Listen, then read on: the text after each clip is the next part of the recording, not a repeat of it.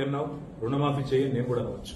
మగాడివైతే Rythu Bharosa start చేయి 70 లక్షల రైతుల ఖాతాల్లో డబ్బులే నేను కూడా అడగవచ్చు.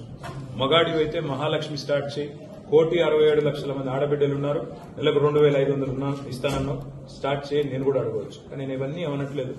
ఒక్క సీట్ అయినా గెలవము అనే మాట మాట్లాడావు కదా. నీకు నిజంగానే దమ్ముంటే రేవంత్ రెడ్డి గారు నేను సవాల్ చేస్తా ఉన్నా, నేను నా సిరిసిల్ల ఎమ్మెల్యే పదవికి రాజీనామా చేసి వస్తా.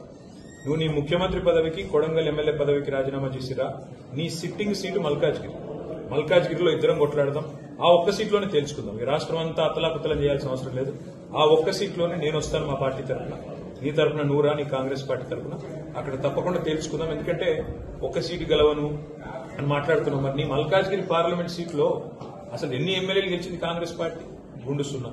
ఎంతమంది కార్పొరేటర్లు గెలిచారు నీ మల్కాజ్గిరి పార్లమెంట్ పరిధిలో?